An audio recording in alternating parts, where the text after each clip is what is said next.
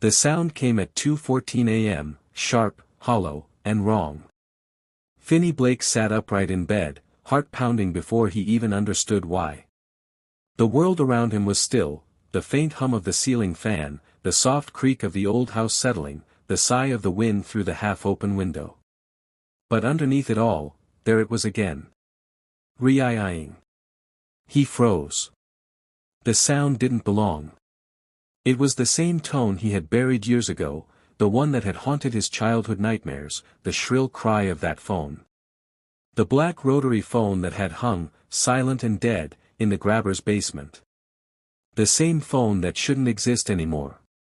Finney swallowed hard. "It's just a dream," he muttered, running a hand over his face. But when the ring echoed again, longer this time, colder, it vibrated through his bones like something alive. He reached for his cell phone. 2:15 a.m. No missed calls. Then it came again, louder. Re-thawing. From downstairs. Finney's throat went dry. He didn't even own a landline. He got out of bed, feet touching the cold wooden floor, and crept toward the door. The air was still, heavy with that suffocating quiet that only comes before something terrible. As he stepped into the hallway, the sound came once more, faint, but unmistakable, coming from the kitchen. He flicked on the light. Everything was exactly as he'd left it. The coffee mug from last night sat in the sink, the fridge hummed quietly, and the wind outside brushed the windowpane. But sitting on the counter, where his phone wasn't, was something black and old, impossibly familiar. A rotary phone. Black. Dusty. Wrong. Finney felt his stomach twist. The cord was frayed. The receiver was cracked. It looked like it had been dug out of the ground. He didn't move for a long time. When the phone rang again, he jumped back, knocking over the mug. It shattered, but he didn't even notice. His eyes were locked on the phone. He wanted to run. He should have run. But the sound drew him in, the sharp clatter of each ring tearing through the air like claws. His hand trembled as he reached for the receiver. He hesitated. Then, he picked it up. Hello. For a long, awful second, there was only static. Then a voice, faint, echoing, like it came from a tunnel. Finney. He froze. The voice was soft. Familiar. Childlike. Billy? Finney whispered, his voice shaking. Billy, is that you? The line crackled. Then came a ragged breath. He's back. Finney's entire body went cold. Who's back? The man with the mask, the voice said. But it's not him. Not anymore. Static swallowed the words, twisting them into whispers that made no sense, fragments of names, pleading cries, something about the room and the others. Finney gripped the phone tighter. What do you mean not him? The grabber's dead, Billy. He's dead. But the voice didn't answer. Instead, the static gave way to something else, the sound of breathing. Deep. Wet. Close. Then another. Voice spoke, low, hoarse, almost a growl. You answered. Finney's heart stopped. The voice wasn't Billy's. It wasn't anyone's. It was something old, something that didn't belong in a world of the living. The line went dead. Finney dropped the phone. It hit the counter with a dull thud and didn't ring again. The silence that followed was worse, thick, unnatural. He backed away, eyes locked on the object. He didn't sleep again that night. By morning, the phone was gone. He told himself it had been a nightmare, that his mind had conjured the past to torment him again. But later that day, while scrolling through his phone, he froze at a news alert. Local teen missing, last seen near Lincoln High. That was the same school Finney taught at. The same town where he had moved to start over. He clicked the article. A photo of a smiling boy appeared, maybe 16. Blonde hair. Blue eyes. And in the background of the photo, blurry but visible, was something that shouldn't have been there. A man in black. Wearing a mask. Finney's hand went numb. He heard the faintest whisper in the back of his mind, that same static voice from the night before. You escaped once, Finney. Now, it's your turn to answer. And somewhere in the distance, faint but real, he thought he heard it again. Re-eyeing. The next morning, sunlight felt wrong. It poured through the windows like it always did, but there was something heavy about it, dull, washed out, like it couldn't quite reach him. Finney Blake sat at his kitchen table, staring into a mug of untouched coffee. The newspaper lay folded beside him, headline bold and black. Local teen missing, police search continues. He kept rereading the article, tracing the name with his finger. Ryan Cooper, 16. Last seen near Lincoln High after basketball practice. Finney swallowed hard. Lincoln High, the same place he'd been teaching history for the past 2 years. A quiet job. A quiet life. That's all he'd wanted. He'd left Denver to forget. To bury the basement. The mask. The screams. But some things don't stay buried. He looked toward the kitchen counter. The space where the black phone had been was empty. Perfectly, disturbingly empty. No dust, no marks, no proof. Had it even been real? He rubbed his temples. It was a nightmare, he muttered to himself. You just. Re-eyeing. The mug slipped from his hand and shattered against the floor. He froze. That sound again, but it wasn't coming from the kitchen. It was faint, distant, coming from the basement. Finney's chest tightened. His feet moved before his mind could stop them, carrying him down the hallway toward the door that led to the basement. It was dark down there. Too dark. He reached for the switch. The light flickered, once, twice, then held. The basement was empty. No phone. No sign of anything out of place. He let out a shaky breath. Then the light went out. Total darkness. The phone rang again, so loud it pierced his skull. Re-thering. Stop, Finney whispered. Please, stop. But he could hear it clearly now, it wasn't just a sound. It was calling him. He reached forward, his hand trembling as he searched blindly through the dark. His fingers brushed against something cold and metallic, the phone. It was there. Sitting on the workbench like it had never left. The rotary dial was cracked. The cord twitched, like it was breathing. He picked it up, his breath shallow. Hello. Static. Then, a voice. This time, it was a girl. You have to hurry, she said, her tone urgent but soft. He's taking them one by one. Who are you? Finney asked. A pause. You don't remember me, but I remember you. The line crackled. Finney's throat tightened. The voice sounded young, maybe 15, 16, with that strange echo that told him she wasn't alive. You escaped him once, she said. But this isn't the same man. He's worse. He listens to us. He learns from us. The hairs on Finney's neck stood straight. Where are you calling from? I'm where we all are, the girl whispered. The place between the walls. The room where the phone never stops ringing. Finney's pulse quickened. Why are you calling me? Because you're the only one who can hear us now. The others, they can't. Not anymore. He tried to speak. But the static rose, swallowing her voice. Faintly, he thought he heard screaming, multiple voices, overlapping, distant, desperate. Then, for a moment, everything went quiet.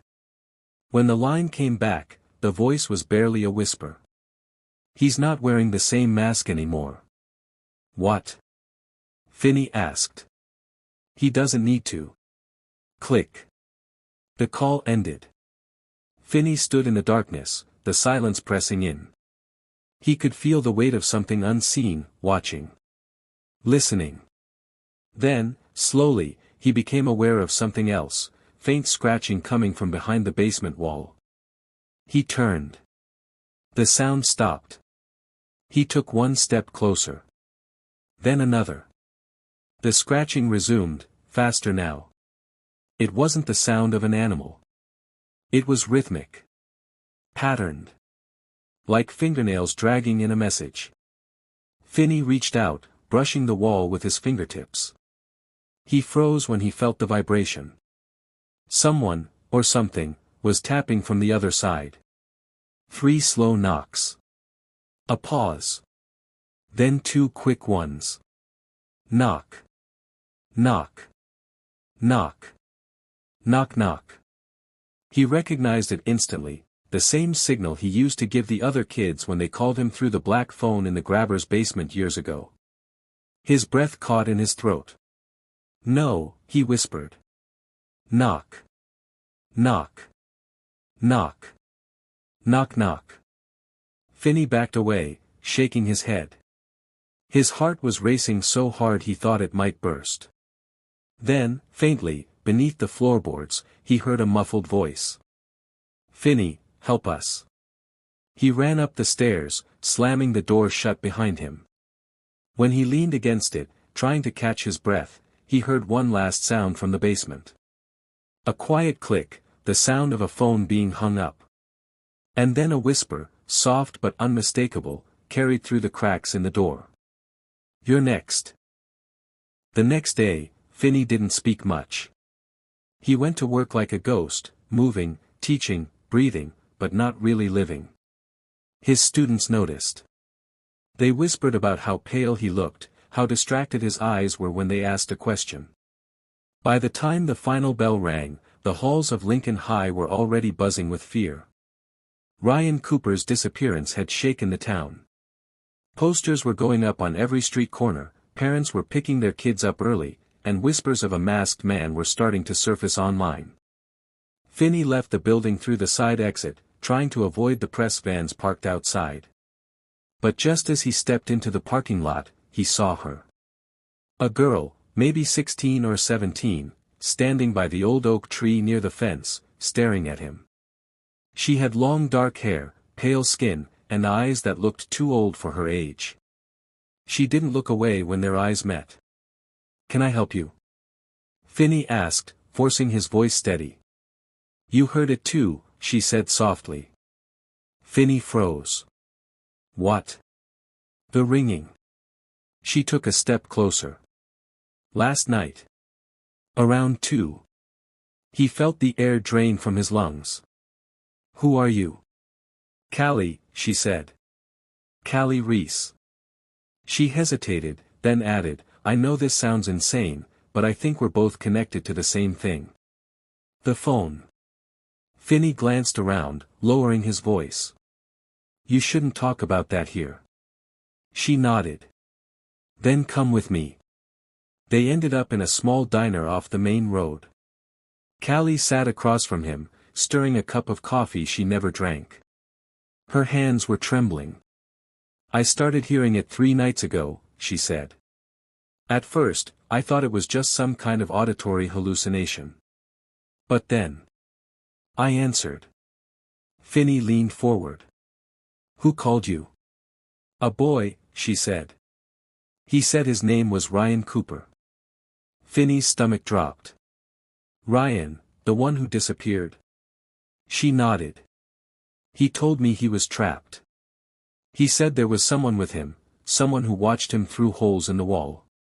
Said the man never spoke, never made a sound. Just stood there, breathing. Finney's hands went cold. Did he tell you where he was?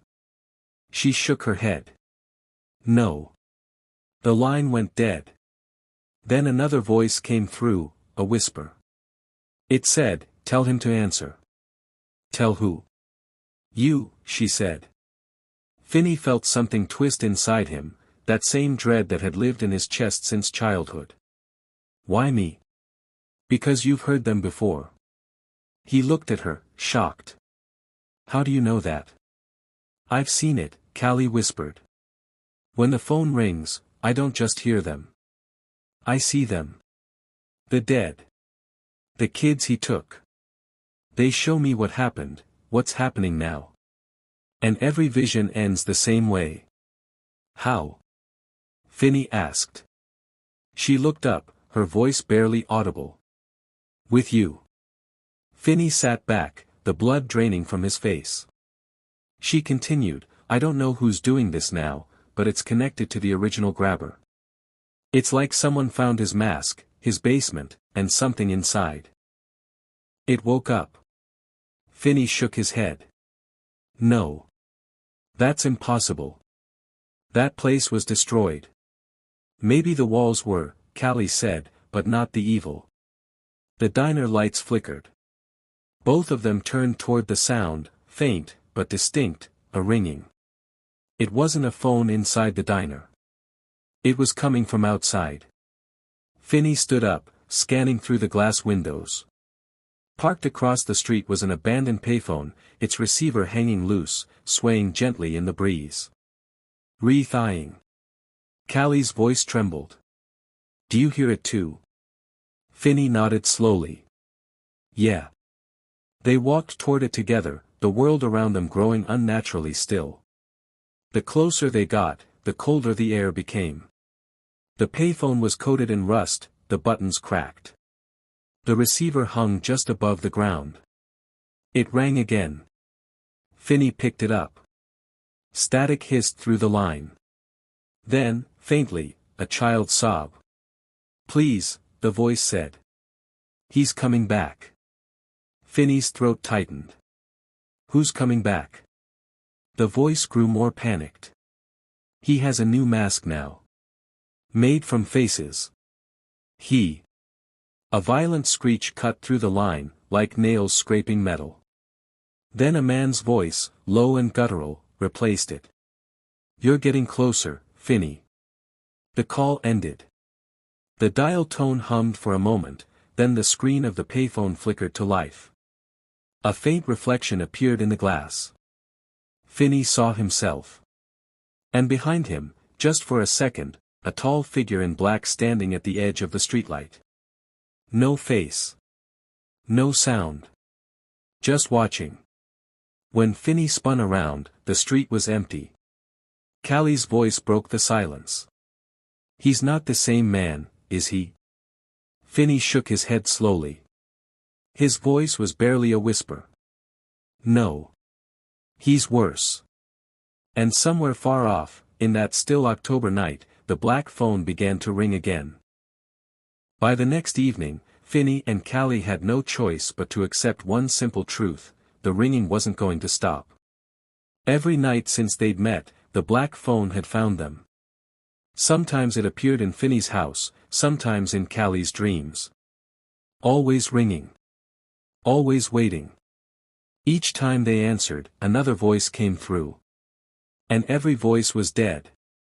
The two sat in Finney's small living room, the lights dim, the phone, that horrible, battered rotary, resting on the coffee table between them.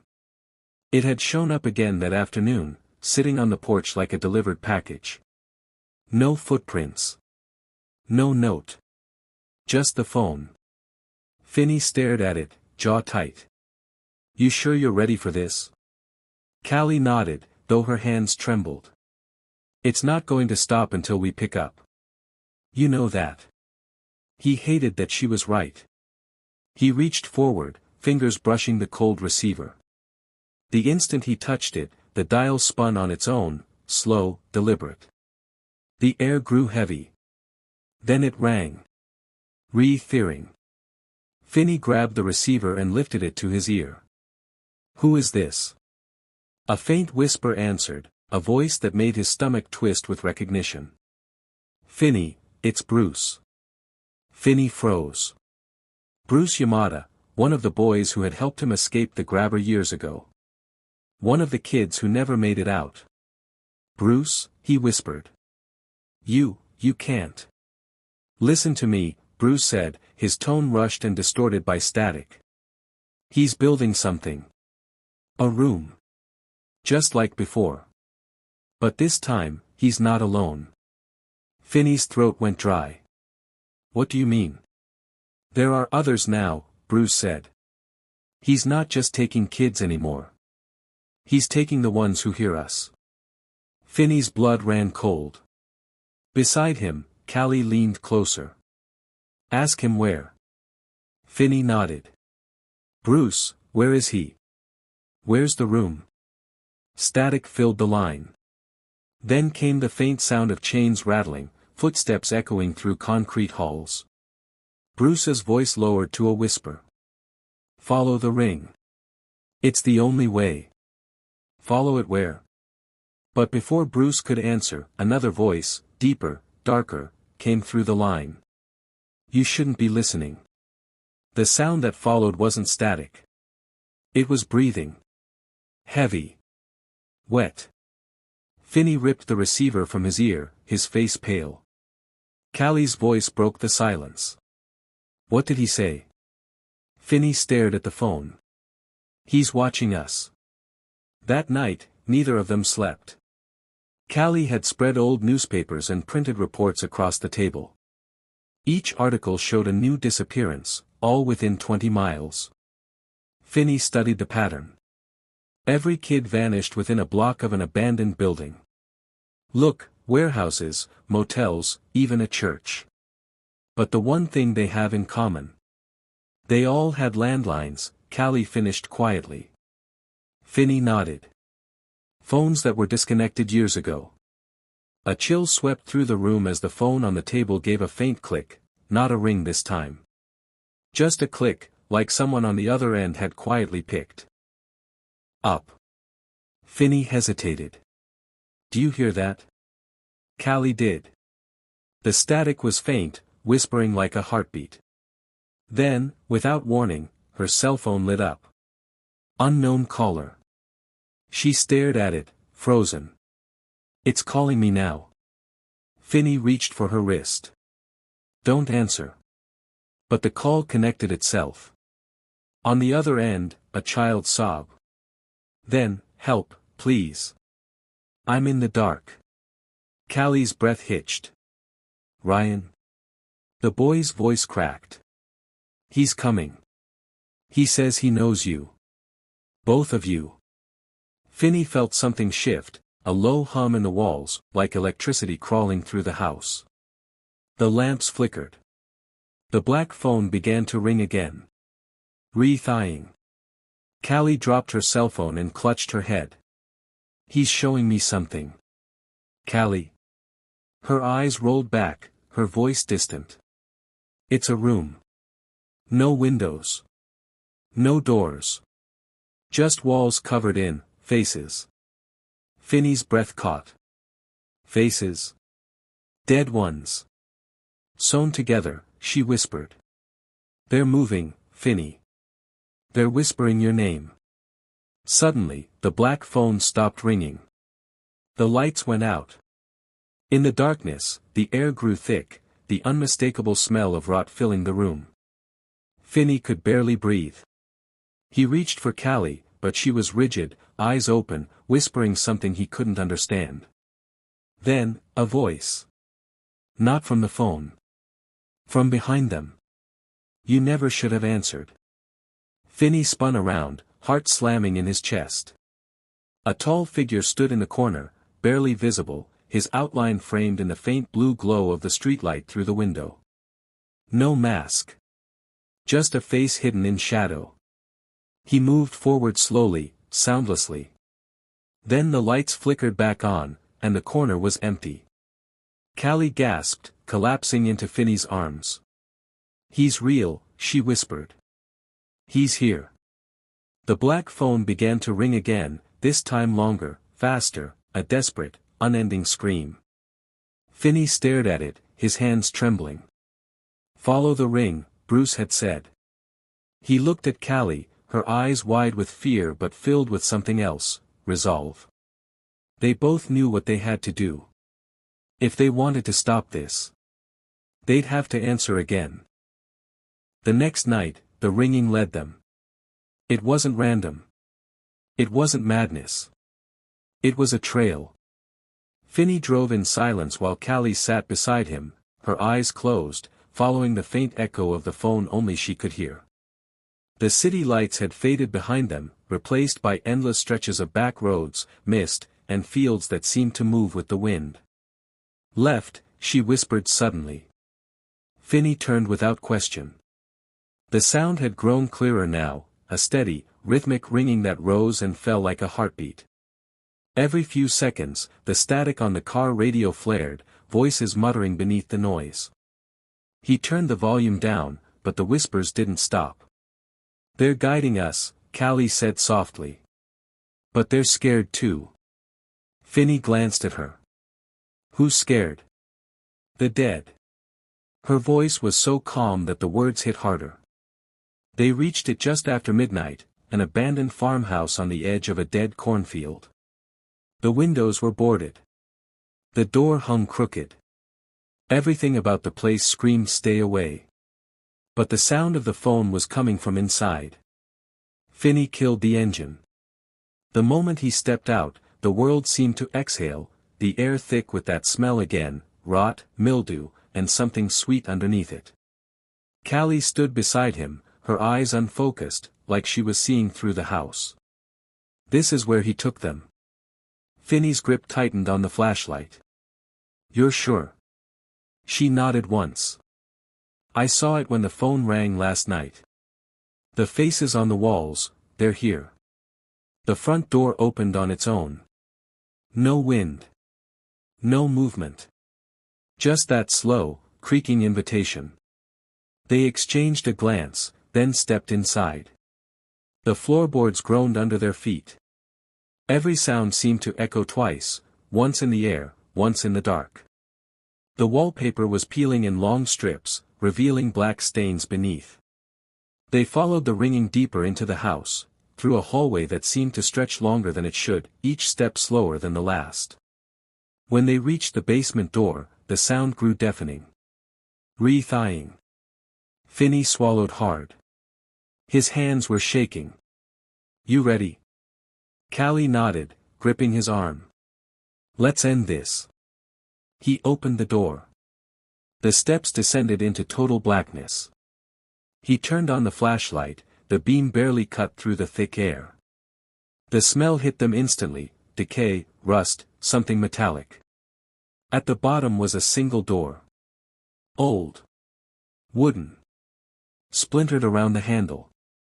And on it, scratched into the surface, were words that froze Finney's blood. "Welcome back, Finney." He stepped closer, heart pounding.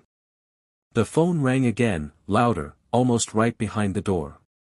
He pushed it open. The room beyond was a nightmare made real. The walls were covered in fabric, not wallpaper, not paint. Fabric. Human skin, stretched and sewn together in long, uneven patches. Faces were embedded in the seams, eyes open, mouths frozen in silent screams. The black phone sat in the middle of the room on a metal table. Its cord ran into the wall of faces, like it was feeding on them. Callie gagged, backing away. "Oh my God." Finney couldn't move. His flashlight flickered, and for a moment, he saw movement, the faces twitching, lips parting, eyes following him. Then a voice came from the phone. Not from the receiver. From everywhere. "You brought her." Finney turned, scanning the shadows. "Show yourself." The lights flickered again, and something shifted in the far corner, a figure stepping into view. Tall. Dressed in black. Barefoot. No mask. Just a pale, hollow face that looked almost human, except for the stretched grin carved into it. "You escaped me once," the figure said, his voice low, distorted, like two voices speaking at once. "But the dead never forget." Finney stepped forward. "You're not him. The grabber's dead." The figure tilted his head. He was a doorway. "I am what walked through." Callie gasped, clutching her head. He's not human, Finney, he's what came after. The figure smiled wider. I learned from him. From you. The fear, the hope, the voices that wouldn't die. He stepped closer. The phone began to ring again, faster now, the faces on the wall twitching violently with each tone. Callie screamed, they're trapped, he's using them. Finney's mind raced. The phone, it wasn't just a link to the dead, it was their prison. He grabbed the receiver. The moment his hand touched it, pain shot through his arm like fire. Voices screamed from inside the walls. Don't let him take her, one cried. Run, Finney, another begged. He held the phone to his ear. Tell me how to stop this. The static cleared. A single voice came through, Bruce again. Break the cord, Bruce said. He can't exist without it. Finney turned, the cord ran deep into the stitched wall. The figure saw what he was thinking. You break it, it hissed, you break them too. Callie looked at him, tears streaming down her face. Do it, Finney. End it. He hesitated for only a moment, then grabbed a loose pipe and swung. The metal smashed into the cord, tearing it free from the wall. The room exploded with sound, screams, static, ringing, the sound of hundreds of voices finally released. The walls pulsed, ripping apart. The figure howled, a sound that didn't belong in any human throat. You can't kill what you are, it roared. Finney and Callie ran, stumbling up the stairs as the basement collapsed behind them. When they burst into the night, the house groaned, the ground trembling as it sank into itself, the sound of the phone fading into silence. They stood there, panting, covered in dust and blood. The house was gone. The ringing was gone. For the first time in days, there was silence. But deep in that silence, Finney thought he heard something faint, one final whisper carried on the wind. You hung up too soon. For 48 hours, the world was quiet. Too quiet. Finney and Callie stayed in a small motel off the interstate, trying to convince themselves that what happened in the farmhouse was over. The police were already investigating the sinkhole that had swallowed the property. News reports called it a structural collapse. No one mentioned the screams. No one mentioned the smell. But Finney couldn't sleep. Every time he closed his eyes, he saw them, faces stitched into the walls, eyes blinking in the dark. The sound of the phone still echoed somewhere behind his thoughts, faint but steady. Callie wasn't doing much better. She sat on the bed across from him, sketching compulsively in a notebook. The pages were covered in crude, frantic drawings of phones, some hanging from ceilings, some growing out of walls, others bleeding through wires. Finney looked at her, voice soft. You haven't slept since that night. She didn't look up. Neither have you. He sighed, rubbing his temples. We broke the cord. It's over. Whatever that thing was, it's gone. Callie's pencil stopped. Her voice dropped to a whisper. No. It isn't. Finney frowned. What do you mean? She slowly turned the notebook toward him. On the latest page, she had drawn herself, eyes black, mouth open, and from her ear dangled a black phone cord. It's still ringing, she said. But now it's not outside. A chill ran down Finney's spine. Before he could speak, she grabbed her head and let out a small gasp. Her pupils dilated, her breathing shallow. It's calling again. Callie. She shook, whispering through clenched teeth. He's in the line, he's in us. The air in the room shifted. The lamp flickered once, then exploded, showering them in sparks. Finney stumbled backward, shielding his eyes. When he looked up, the phone on the nightstand was glowing. Not ringing. Just glowing. He stared at it, frozen. They hadn't used the motel phone once. Callie whispered, "Don't answer it." But the receiver lifted on its own, the cord tightening like a snake. Re-eyeing. Finney reached for it. Finney, no. He stopped. But it was already too late. The phone flew off the hook and hit the floor with a sharp crack. The line opened, the static hissing like breath. A voice came through. Faint. Wet. Familiar. Hello again, Finney. Finney's blood turned to ice. You're dead. I was, the voice said, almost amused. But when you broke the cord, you didn't set us free. You spread us. Callie covered her ears, but the voice was inside her head now too, vibrating through the walls, the floor, the air. Every wire, every phone, every signal, it hissed. You gave us life again. Finney shouted, what do you want from us? To finish the call. The air around them thickened. The wallpaper peeled back, revealing dark stains shaped like hands. The phone cords from the wall began to move, writhing like veins. Callie screamed as one wrapped around her wrist. Finney grabbed her, pulling hard, the cord snapping free and spewing black liquid that smelled like rust and ash.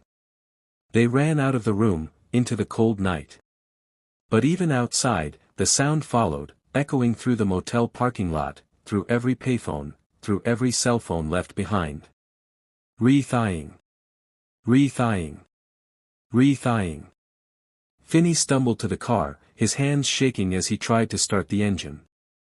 Callie was staring out the window, her voice distant. They're not done. He's inside the lines now. Finney looked at her. Who is? She turned to him slowly, her face pale. The one who listens. What? The thing that came after the grabber. It doesn't need the mask anymore. It wears voices. Finney's chest tightened. Voices? Callie nodded. It uses them to reach people. To make them answer. To pull them in. The car engine roared to life, but the radio blared without being touched. Static. Then, screaming. Turn it off. Callie yelled. Finney slammed the button, but the radio stayed on. The voice on the other end was pleading now. Help me. He's coming, he's. The sound cut out, replaced by a slow, rhythmic breathing. Finney gripped the wheel tighter. We can't run from it. Callie looked at him, terrified. Then what do we do? He swallowed hard, eyes fixed on the road ahead. We find where it started. Denver? He nodded. The original basement. The one where the first black phone was born. The ringing followed them as they drove, echoing from every passing light post, every telephone line stretching into the night. And as they left the town behind, the voice on the radio whispered one final time, soft, mocking, impossibly close. You escaped once, Finney. But now, you belong to the call. The radio died. The car sped into the darkness. And from somewhere deep inside the dashboard, muffled and faint, the black phone began to ring again. Re-ing. The road to Denver was empty. No headlights behind them. No towns ahead. Only fog and the humming of the telephone lines above the highway, lines that never seemed to end. Finney hadn't spoken in hours. His knuckles were white on the steering wheel, his eyes hollow from sleeplessness.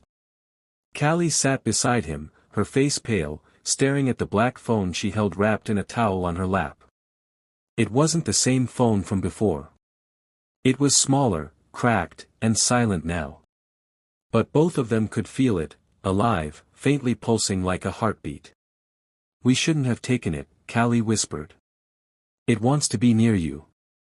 Finney didn't look at her. It already is. A chill passed through the car as the fog grew thicker, the world fading until all that remained was the thin white line of the road. The GPS froze. The clock blinked 3 a.m. and never moved again. That was when they saw it, an old dirt path leading off the highway, half hidden behind dead trees. The sign beside it was rusted, but Finney could still read one word through the grime, Denver County, restricted. He stopped the car. This is it. Callie clutched the towel tighter. It's waiting for us. Finney nodded. Then we end it. The ruins of the grabber's house looked different than Finney remembered. The police had demolished it years ago, but now, in the moonlight, the foundation had returned, rebuilt by something that remembered every scream, every nail, every inch of rot. They stepped inside. The air was heavy and wet, thick with the stench of mold and iron. The walls dripped black water, and beneath it, faint voices murmured from the pipes. Finney. Come back down. We've been waiting. Callie gripped his arm, trembling. They're the ones he killed. Finney nodded. They're not free. Not until it's gone. In the center of the ruined floor, a staircase led downward, one that shouldn't have existed. He swallowed hard. That's where it started. They descended. The basement was exactly as he remembered, except worse. The floor was slick with blood that wasn't fresh and walls that seemed to breathe. The black phone hung in the middle of the room, suspended by its cord like a noose. As soon as Finney stepped forward, it started ringing. Re-I-I-ing. Re-I-I-ing. Re-I-I-ing. He didn't move. The ringing grew louder, sharper, until the bulb overhead flickered violently. Callie whispered, "Don't answer it." He looked at her, eyes glassy. "If I don't, it'll never stop." He reached for the receiver. The moment his fingers touched it, the basement shifted. The concrete walls peeled back like flesh, revealing a red, pulsing void beyond. Screams erupted from every direction, some familiar, some not. The phone cord coiled around his wrist, digging deep into his skin, drawing blood. A voice came through, low and rasping, layered with dozens of others. "You never left, Finney." He froze. "You're not the grabber." "No," it hissed. "I'm what made him. I was the voice that told him who to take." The line between worlds. The connection. The walls began to twist, forming faces, dozens of them, crying out in agony, stretching from the dark. "You fed me when you answered," the voice continued. "You carried me when you escaped. Now you've brought me home." Callie screamed as something grabbed her from behind, a skeletal arm made of cords and bone. Finney turned, yanking her free, but another hand burst from the wall, pulling at his jacket, trying to drag him in. He shouted, "Let them go." The voice laughed. "Let them. Finney, they are me. Every voice you heard was mine. Every call was a seed. And now, it's harvest time." Finney looked at Callie. She was shaking, her nose bleeding, eyes glassy like she was listening to something only she could hear. He shouted, "Callie. Stay with me." She blinked hard. "I hear them, all of them. They want out. They're trapped in the signal." The black phone's ringing turned into a steady pulse. The air crackled with static. The line stretched, growing roots that slithered toward them like serpents. Finney suddenly understood. The phone's not a weapon. It's a door. He ripped the cord from the ceiling. The world shook violently. Screams filled the basement, the sound of thousands of trapped souls begging, pleading, reaching. Callie fell to her knees, clutching her head. "You have to answer it, Finney. Not to talk, to end the call." He lifted the receiver one last time. His hand shook. The voice hissed. "If you hang up now, you'll lose them all. You'll lose her." Finney looked at Callie, who was staring at him with tears streaming down her face. "Do it," she whispered. "Before it takes everything." Finney took a deep breath. "Goodbye." He slammed the receiver down. The entire basement exploded in white light. Every phone in the world, every line, every tower, every cable, screamed in unison. The ringing turned into a single deafening tone, then silence. When Finney opened his eyes, it was dawn. He was lying in the rubble.